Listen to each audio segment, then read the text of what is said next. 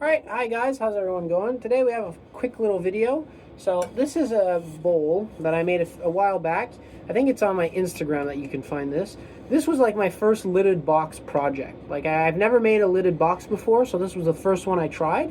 You can even see the little lip where the pot would go in. And I used kind of not super dry wood, so it warped out of, like now it looks like a football. So obviously the lid didn't fit anymore. So I kind of trashed that project because the lid couldn't fit on it, and it was a nice project, but the grain didn't match up because it wasn't the same piece of wood. When you do these boxes, you either want the wood to be the same on both sides, or you want a nice contrast. But if it's like the same wood but two different grain patterns, it just doesn't look nice. So I don't know what to do with this. So my plan is to return this and try to make something nice and just salvage the project. I don't know how far I'll get, because there is a bunch of splits in this. Like this was beech and it dried really quickly, and beech has a tendency to crack like crazy in temperature changes, especially here in Quebec, and when it dries fast. So a bunch of cracks. I don't know how far the CA went in when I filled them, so I might take the outside off and everything will come back to being super cracked, or everything's going to be still holding together. I don't know yet, but this is either going to sit on the shelf and be nothing, or I can try and fix it and actually do something with it. So we'll get this in the chuck and we'll get started. This is going to go into the chuck. So fits my 4-inch chuck. We'll just try to get a recess in this thing before we do anything, and we'll true up the inside. So yeah, that's solid.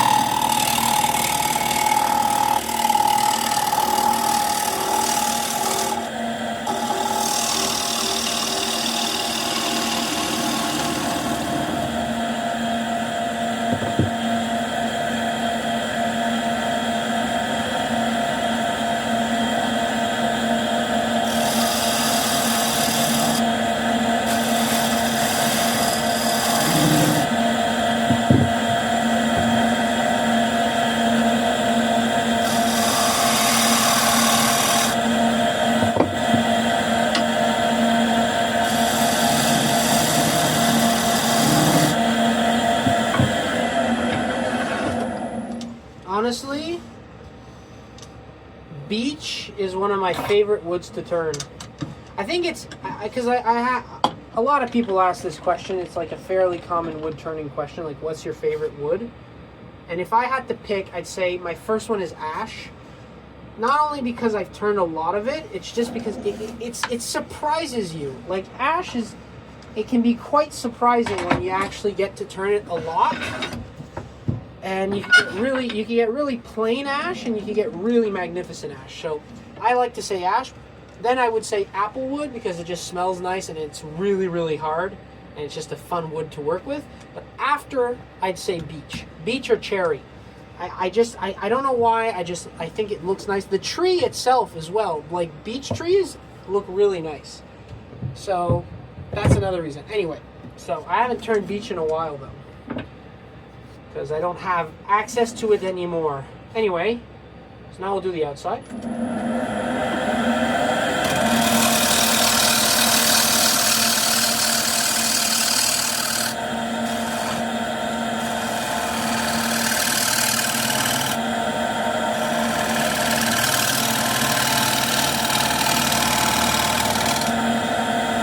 I want to just see for the cracks.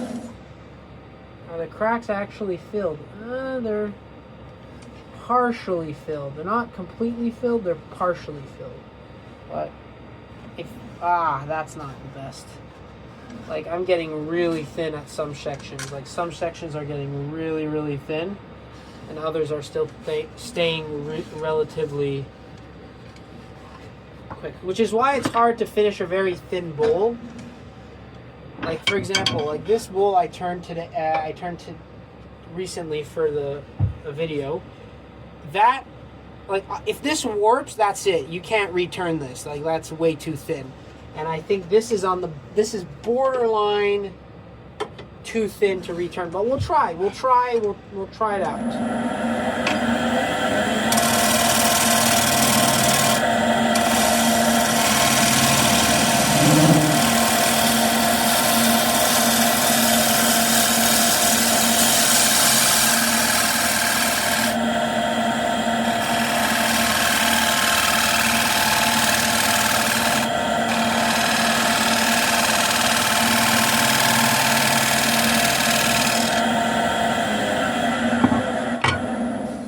Honestly, oh yeah, I'm going to have to shorten the size of this bowl because the rim is not too bad, but because of the lip, you know, because where I put the bowl, because of that, there's a section that's like really thin, so I'm gonna have to shorten this bowl a little bit. Spindle gouge.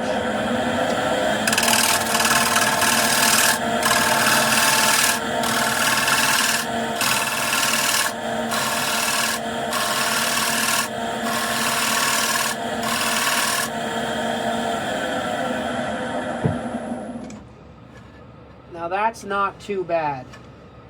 Now that is not too bad at all. Now, those cracks, as I said, are kind of like partially filled. So I still don't want to mess around with them too much. That foot can be, I don't know, I think keeping the original foot would be fun. However, I don't know if it's going to fit in the chuck. Because the chuck was pretty close to like fully closed. So we'll see if it fits. Yeah, it doesn't fit in the chuck. So I'm going to have to go with a smaller tenon. But there's a split running here, and there's another split running there. Yeah, I don't know why I turned this initially. Like, this is a pretty sketchy piece of wood. It begs the question, why am I turning it now? Because I'm a little bit stupid. That's why.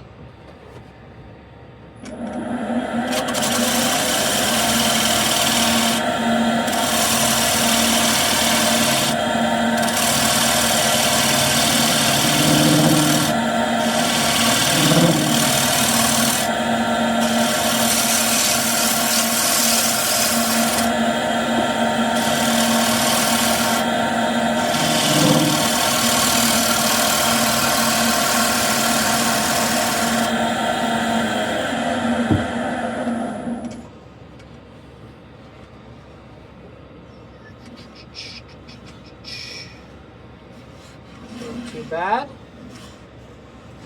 Okay. Get the scraper out.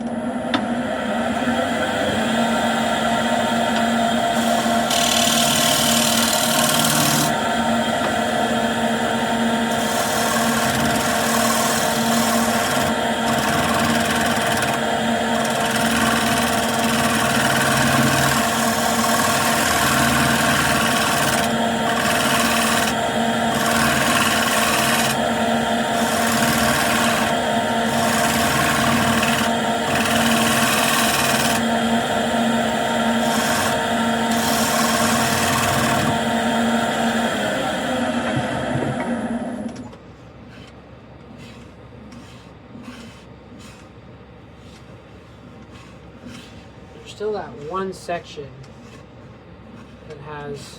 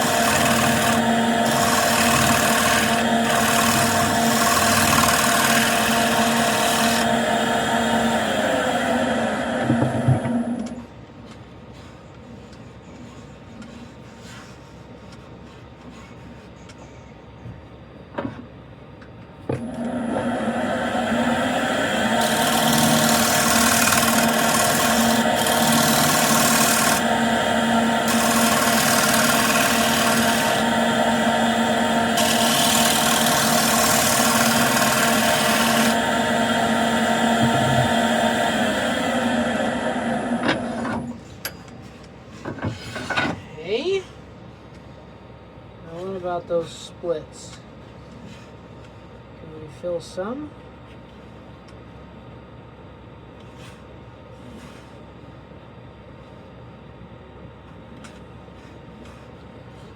I think I actually filled most of these splits with wood glue in comparison to CA.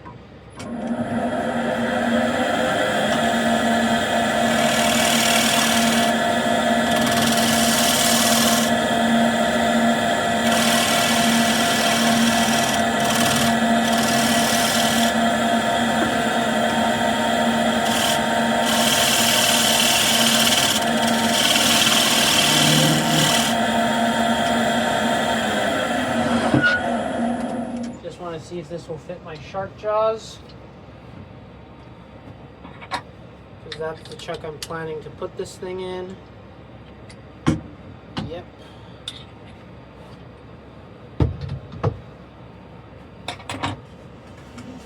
I just wanted to take off the finish so that when I put my new finish on, it doesn't clash. So we'll sand this.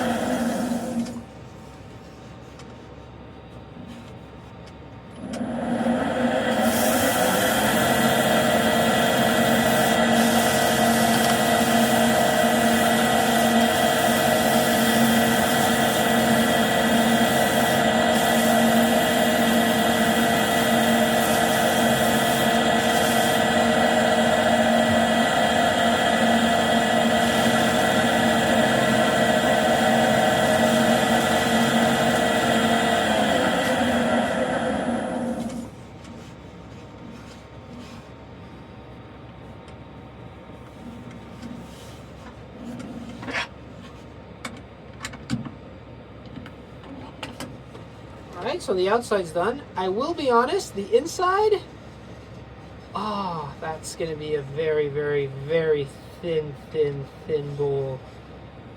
Whew. I can't see through it yet, but, like, honestly, all I have to do is work the inside of these walls. Everything else is already the right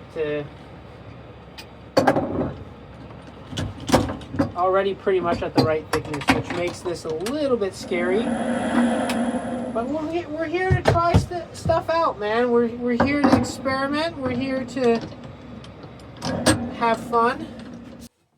So this is going to go in the chuck. Let's just get our little cloth.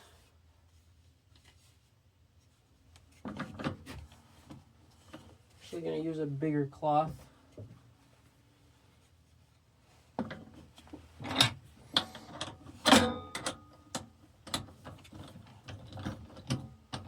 Alright, so you can see there's some spots that it's thin and other spots that it's thicker. So I'm going to try and make it nice. So I just want to I had some problems with the camera and I really don't want to to have more problems. Because this is the thing that I don't think people understand. Well, I think some people understand. Other people's don't. Like, once this is made, I can't unmake it. So if the camera didn't film, I can't just do another take, right? These are all one take things. I don't script anything because, like, you can't script this. If it goes wrong, it goes wrong. You can't make another one. So if the camera stops and I finish, like it's happened, like I film an entire video thinking I'm filming, and then I finish the video, check the camera's died, or I ran out of storage. But then that's it. I have to either take another piece of wood and make another project, or if it's like a production run, then I just have to figure out the storage and then do it again. But if it's a unique project like this one, and I run out of storage or whatever, then what happens is, well, that video, that project just dies. It just doesn't exist anymore. So it kind of sucks. Anyway, now I'm really thin at the bottom. I don't think I'm going to have to go that deep. I really just want to get rid of the recess, and that's it. So I'm going to go slow and steady with the 1/2 inch.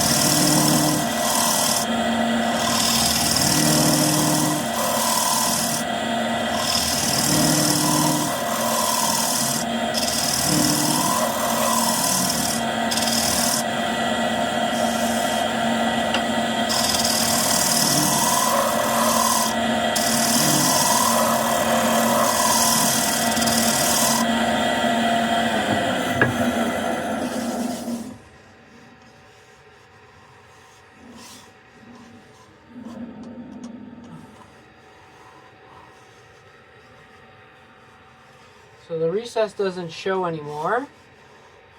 I do think that I can get a little bit more curvature in there and get a little bit less of a flat bottom. But like, this is getting thin because the foot is made in a way that,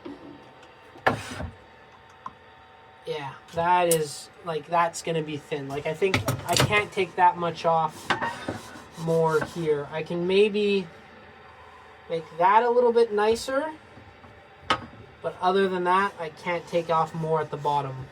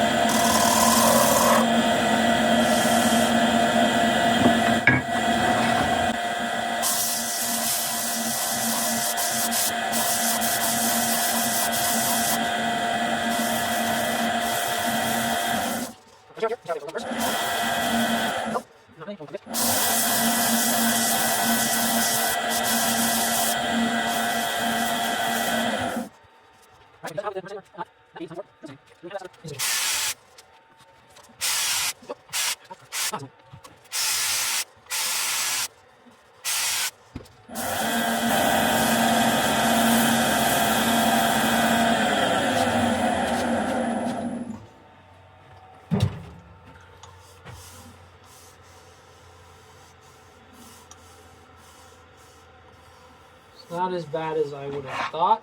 Get that out. Let's see how thin this is. I can start to see light through this. So it's pretty thin. And all that, the fact that it's that thin is due to this foot design. So you can see the foot goes in a lot. That means that it's basically like a tiny recess. So usually a foot, what a foot gives you instead of a mortise is also it gives you a little bit stronger hold. A grip is always better than an expansion in a certain sense. But also it gives you that little buffer. So you can go a little bit deeper in your bowls than the actual perfect curvature of the bowl because you have that extra material at the bottom. Now, what I did when I made this a while back, I took away basically the thickness of that tenon. So the bowl can't go quite deeper. I can't get the perfect curvature because that's kind of in a little bit more. So that's what a recess does. That's why recessed bowls don't feel as good in the hand in comparison to non-recessed bowls. Like there's always a little bit more weight at the bottom of a bowl made with a recess compared to a bowl made with a tenon. So the shape here, you can feel there's a little bump here, and then it gets kind of flat. It's because I can't go deeper than that because of the fact of that foot design. So your foot design matters. Now obviously this bowl was designed to be turned once. I wasn't expecting to turn it twice. I do think that the final shape and the final weight and feel of the bowl are a little bit better than it initially was. But that sucks, because if that foot was just a tiny bit different, I'd be able to get a nice consistent inside, a nice perfect curvature. But because of that foot, I'm very limited, because you have to say that even the bottom when I first started was kind of limit, so I could only go play around with the sides. So yeah, but I do think that this project ended up looking not too bad. So yeah, I think it's a good save. I think it's a good save. I think that it makes the bowl now a little bit more valuable than it was before. So hope you enjoyed this quick little video. As always, like, comment, subscribe, whatever. Happy turning, and we'll see you next time.